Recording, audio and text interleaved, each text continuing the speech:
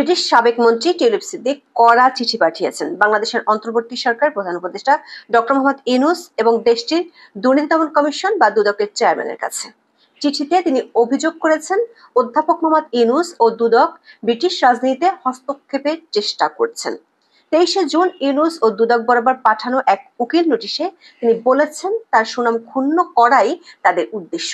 সাম্প্রতিক সময়ে টিউলিপের বিরুদ্ধে বাংলাদেশ সরকারের অভিযোগ সাক্ষাতের জন্য অধ্যাপক ইউনূসকে চিঠি দেয়া এবং তাতে রাজি না হওয়ার প্রেক্ষাপটে সবশেষ এই নোটিশ পাঠানোর বিষয়টিকে আবারও আলোচনায় নিয়ে এলো।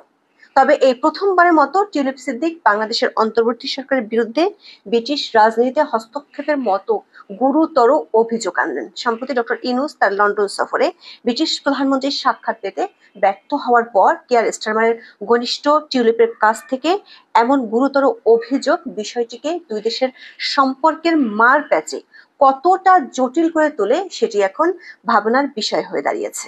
বিস্তারিত জানতে চলুন যাওয়া যাক বিশ্লেষণে।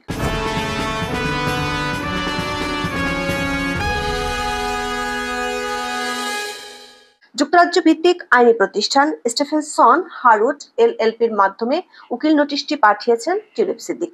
3 পৃষ্ঠা লম্বা একটি চিঠিতে টিউলিপ আগের কোনো চিঠির জবাব না পাওয়ায় অন্তর্বর্তী সরকারের সমালোচনা করেছেন। চিঠিতে টিউলিপের পক্ষ থেকে বলা হয়েছে ডক্টর মোহাম্মদ ইউনূস এবং দুদকের উদ্দেশ্য হলো তার সুনাম ক্ষুণ্ণ করা।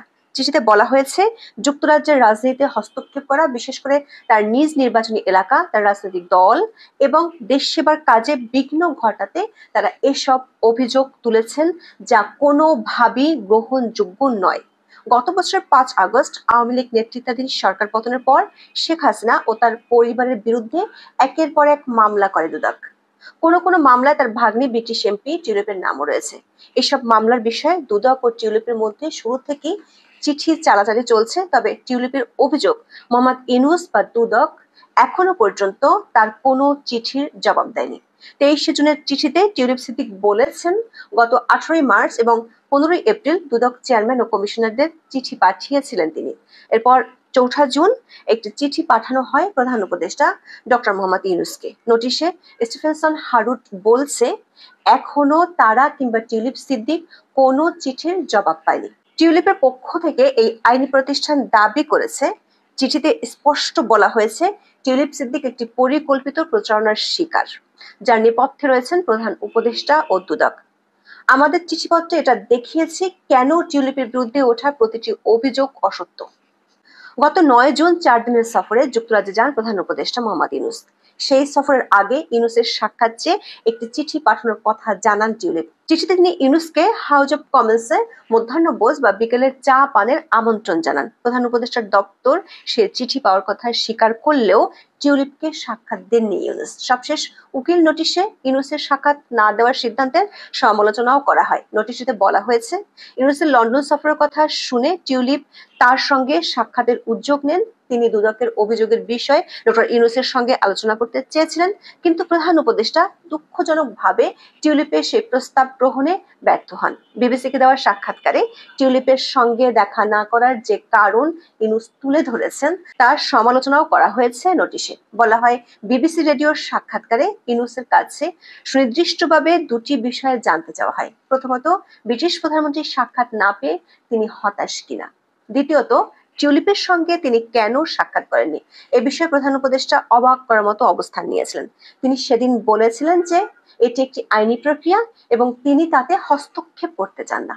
টিউলিপ মনে করেন তার সঙ্গে বসার প্রস্তাব প্রত্যাখ্যান করার 2টি কারণ থাকতে পারে। প্রথমত, টিউলিপের বিরুদ্ধে প্রধান উপদেষ্টা যেসব অভিযোগ তুলেছেন সেগুলো মিথ্যা। দ্বিতীয় কারণ তুলে ধরতে গিয়ে অধ্যাপক ইউনূসের একাধিক সাক্ষাৎকারকে উদ্ধৃত করা হয়েছে, যেগুলোতে তিনি টিউলিপের বিরুদ্ধে দুর্নীতির নানা অভিযোগ তুলেছিলেন।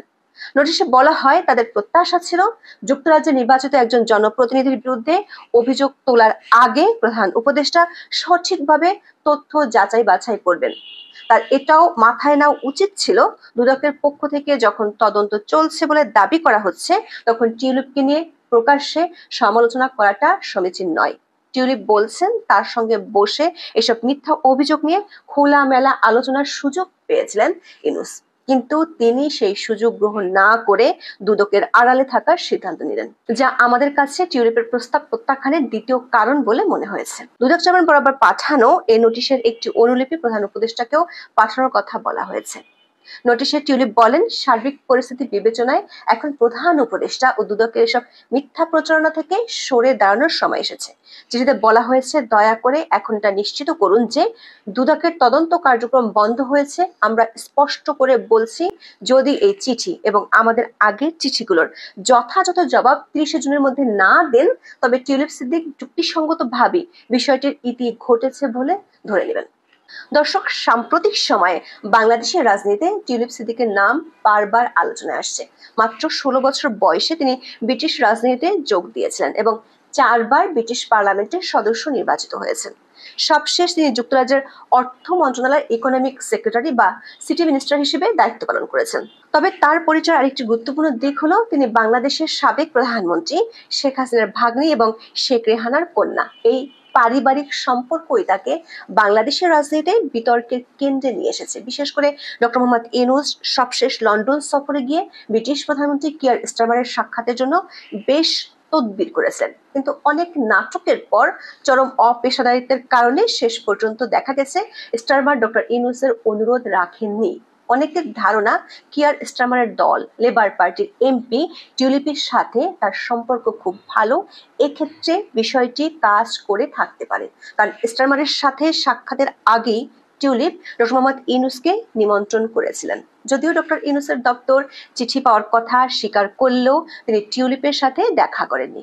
বিবিসির কাছে দেওয়া এক সাক্ষাৎকারে ইউনূস বলেছিলেন যে এটি একটি আইনি প্রক্রিয়া এবং তিনি এতে হস্তক্ষেপ করতে চান না। ডক্টর মোহাম্মদ ইউনূসের সরকার ক্ষমতা আসার পর টিউলিপের বিরুদ্ধে বেশ কিছু অভিযোগ আনা হয়। সাম্প্রতিক অভিযোগগুলোর পর তিনি তার মন্ত্রিত্বের পদ থেকে সরে দাঁড়িয়েছিলেন। যদিও তিনি বলেছেন যে এটি তদন্তের সহায়তার জন্য। টিউলিপ নিজেই মন্ত্রীদের নৈতিক মানদণ্ড বিষয়ক উপদেষ্টা লরি ম্যাগনাসের কাছে বিষয়টি জানান। জানুয়ারি মাসে তাকে দোষ মুক্ত ঘোষণা করা হয়। উপদেষ্টা টিউলিপের কোনো সম্পদ অবৈধ উপায়ে অর্জিত হয়েছে এমন কোনো প্রমাণ পাননি। তবে ম্যাগনাস বলেন যে বাংলাদেশের সঙ্গে পারিবারিক সম্পর্ক থাকায় টিউলিপের উচিত ছিল সুনাম ক্ষুণ্ণ হওয়ার ঝুঁকি সম্পর্কে আরো সচেতন থাকা।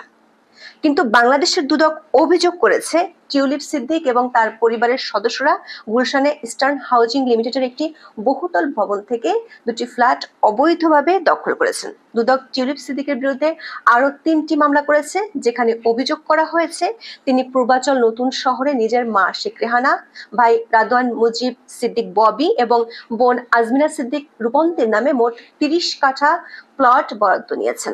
এসব মামলায় তাকে ব্রিটিশ মন্ত্রী হিসেবে শেখ হাসিনার সরকারের উপর প্রভাব বিস্তারের অভিযোগ আনা হয়েছে। দুদক টিউলিপ সিদ্দিককে একাধিকবার জিজ্ঞাসাবাদের জন্য তলব করেছে। গত 8 মে একবার তলব করা হয়েছিল এবং 14 মে তাকে হাজির হতে বলা হয়েছিল, কিন্তু তিনি হাজির হননি। এরপর 15 জুন আবারও তাকে 22 জুন দুদকে হাজির হতে বলা হয়েছে। দুদক জানিয়েছে, যদি তিনি নির্ধারিত সময়ে উপস্থিত না হন তবে ধরে নেওয়া হবে যে তার কোনো বক্তব্য নেই। এরই মধ্যে একটি গুরুত্বপূর্ণ বিষয় হলো, ঢাকার একটি আদালত পূর্বাচলে প্লট বরাদ্দে অনিয়মের মামলায় শেখ হাসিনা, শেখ রেহানা, রাদওয়ান মুজিব সিদ্দিক ববি, টিউলিপ সিদ্দিক এবং আজমিনা সিদ্দিক রূপন্তী সহ 53 জনের বিরুদ্ধে গ্রেপ্তারি পরোয়ানা জারি করেছে। দুদক তার 13 বছরের আয়করের নথিও জব্দ করেছে বলে দাবি করেছে। এইসব অভিযোগের প্রেক্ষিতে টিউলিপ এবং তার আইনজীবীরা বারবার বলেছেন, দুদক তাদের সাথে সরাসরি যোগাযোগ করেনি, বরং ঢাকার 5টি ভুল ঠিকানায় নোটিশ পাঠাচ্ছে। তিনি দাবি করেছেন, বাংলাদেশের কোনো কর্তৃপক্ষই তাকে এই অভিযোগ নিয়ে সরাসরি যোগাযোগ করেনি। টিউলিপ দাবি করেছেন, বাংলাদেশে তার কখনোই কোনো প্লট ছিল না এবং নিজের পরিবার বা অন্য কাউকে প্লট পাইয়ে দিতে তিনি কাউকে প্রভাবিত করেননি। তার বিরুদ্ধে ঢাকায় করা মামলার শুনানির বিষয়ে কিছুই জানেন না এবং কোনো গ্রেপ্তারি পরোয়ানা জারি হওয়ার বিষয়েও তিনি অবগত নন। বাংলাদেশের দুদকের আরো অভিযোগ, রূপপুর পারমাণবিক বিদ্যুৎ কেন্দ্র প্রকল্পে মধ্যস্থতার বিনিময়ে টিউলিপ সিদ্দিক রাশিয়ার কাছ থেকে ঘুষ নিয়েছেন। যদিও তিনি এই অভিযোগ অস্বীকার করে বলেছেন তিনি সেখানে সামাজিক কারণে একজন পর্যটক হিসেবে গিয়েছিলেন। দর্শক, টিউলিপ সিদ্দিক তার সবশেষ চিঠিতে একটি চূড়ান্ত সময়সীমা বেঁধে দিয়েছেন। যদি 30 জুনের মধ্যে এই চিঠি এবং তাদের আগের চিঠিগুলোর যথাযথ জবাব না দেওয়া হয়, তবে টিউলিপ সিদ্দিক ধরে নেবেন যে বিষয়টি ইতি ঘটেছে। টিউলিপ সিদ্দিকের বিরুদ্ধে ওঠা এই অভিযোগগুলো শুধু বাংলাদেশের অভ্যন্তরীণ বিষয় নয়, এর আন্তর্জাতিক রাজনৈতিক প্রভাবও রয়েছে, বিশেষ করে যুক্তরাজ্য বাংলাদেশের সম্পর্কের ক্ষেত্রে। একদিকে দুদক এবং ডক্টর মোহাম্মদ ইউনূস টিউলিপের বিরুদ্ধে দুর্নীতির অভিযোগ আনছেন, অন্যদিকে টিউলিপ সিদ্দিক সব অভিযোগ অস্বীকার করে এটিকে রাজনৈতিক হয়রানি বলছেন। সবশেষ তিনি অভিযোগ করলেন ডক্টর ইউনূস ব্রিটিশ রাজনীতিতে হস্তক্ষেপ করছেন, যেটি একেবারে গুরুতর অভিযোগ। এখন দেখার বিষয় ডক্টর ইউনূস ও তার সরকার এই অভিযোগ কিভাবে মোকাবেলা করেন। এখন এ পর্যন্ত, সবাই ভালো থাকুন, সুস্থ থাকুন, নিরাপদে থাকুন। দেখা হবে আগামী পর্বে।